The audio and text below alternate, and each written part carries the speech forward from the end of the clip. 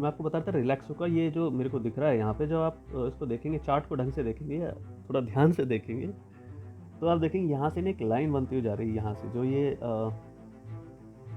हाँ, ये जो आप बॉल जैसा कुछ देख रहे हैं मेरे फिंगर के नीचे, यहाँ से देखिए, यहाँ पे जो ये प्राइस आ रहा है ना, यहाँ से, तो ये यहाँ से थोड़ा करेक्शन और लेगा, फिर ये एक्चुअल अपने प्राइस के पास में आ जाएगा, क्योंकि ये जो है ना, ये लोगों की होप थी बहुत ज़्यादा, बढ़ती बढ़ती बढ़ती बढ़ती यहाँ तक चली गई और फिर ये वापस अब नीचे करेक्ट करके यहाँ पे आएगा। तो ये मेरे हिसाब से यहाँ से कहीं से ये वापस से ऊपर जाएगा, यहाँ पे से, ठीक है, जो बॉल मेरे हाथ में दिख रहे थे आप।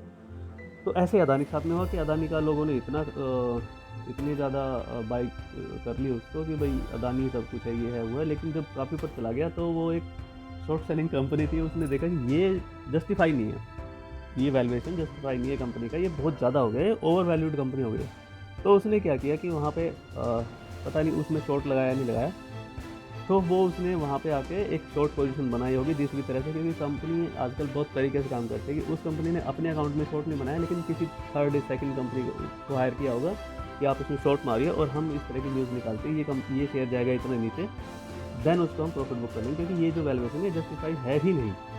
तो वो सब खेल अब मार्केट में चलने लगे हैं। और बाकी अभी जो है ना, पहले आपने हर्षद मेहता का देखा, उससे पहले और देखे, उसके बाद और देखे, सत्यवर्तन का देखा, अलग अलग तरह के स्कैम चलते हैं। अब मार्केट हो गई है, अब एक्चुअली मैं बताता हूँ हो क्या है मार्केट में। पहले सिर्फ मार्केट में ऐसे करते हैं कि कुछ लोग होते थे जो NSE या पहले तो मैनुअल पेपर पे ट्रेडिंग होती थी, तो कुछ लोग होते थे, एक बड़ा सा हॉल होता था, वहाँ जाके आपने देखा होगा कि ऐसे ट्रेडिंग होती थी।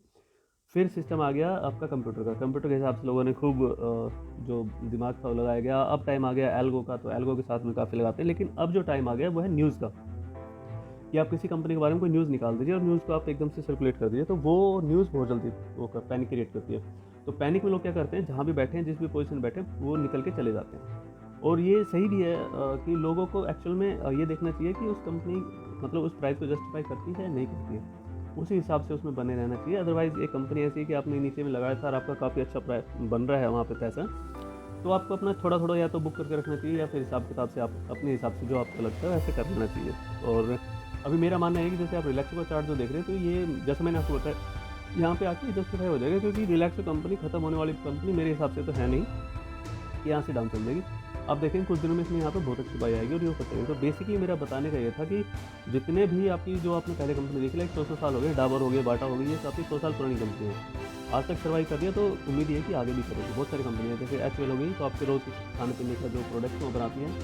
और HUL कंपनी का इतना बढ़िया मोड क्रिएट हो रखा है इंडिया के अंदर कि उसको आप नहीं वो बीट कर सकते, आप एक नई कंपनी नहीं कर सकते उसको बीट, क्योंकि वो कई चीज़ों में आपसे बहुत बड़ी कंपनी हो गई है। और यही कंपनियाँ फिर आगे चलती है तो बड़ी रहेगी। लाइक एक कंपनी है आपकी कोलगेट ये नहीं कि कोलगेट बनाती है, बहुत सारे प्रोडक्ट और भी बनाती है आपके लिए, लेकिन उसको आप जल्दी से बीट नहीं कर सकते।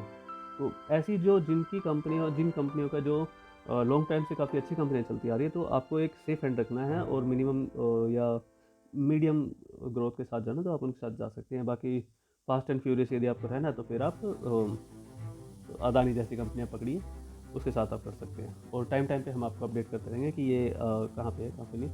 तो इस तरह से आप एक अच्छा मनी मैनेजमेंट अपनी सैलरी का कैसे कर सकते हैं। और आपकी जो एज है, जो मेरे हिसाब से 20-22 या 30-35 के बीच की है, तो आप इसके बाद में कैसे ग्रो कर सकते हैं। और आप ये समझिए कि आपकी सैलरी का 10% हिस्सा तो हर महीने आप इसमें डाल के ही चलिए, स्टॉक्स में डालिए, और वो लॉन्ग टर्म के लिए डालिए, और ऐसी कंपनियों में डालिए जिनका आपको लगता है कि भाई लंबे टाइम तक चलने वाली कंपनी है, या फिर फ्यूचर में ये कंपनियाँ चलने वाली है ना। तो ऐसी कंपनियों में आप डालेंगे तो ये आपका फॉर्मेट काम करेगा। और जो एक मेरा जो अपना मानना है कि जो आपने बचपन से जो आप कंपनियाँ देखते आ रहे हैं, आप उनमें डाल दीजिए, तो वो आपकी बहुत बेहतरीन कंपनियाँ चलेंगी। रिटर्न आपको बहुत ज़्यादा ना सही, लेकिन बिल्कुल जो सेफ हैंड देंगी आपको। और बाकी डिविडेंड्स आते रहते हैं वगैरह और कुछ चीज़ें होती हैं, तो वो चीज़ें आपको मिलती रहेंगी। तो मैं अपना वीडियो यहीं पे ही ख़त्म करना चाहता हूँ। बहुत लंबा वीडियो है। उम्मीद है कि आपको कुछ समझ में आया होगा, और मेरी भावनाओं को समझने में आपको कुछ समझाना चाहता था। मेरी अपनी भावना थी जो मैं आपके साथ शेयर करना चाह रहा हूँ। तो thanks for watching my video and please share and subscribe.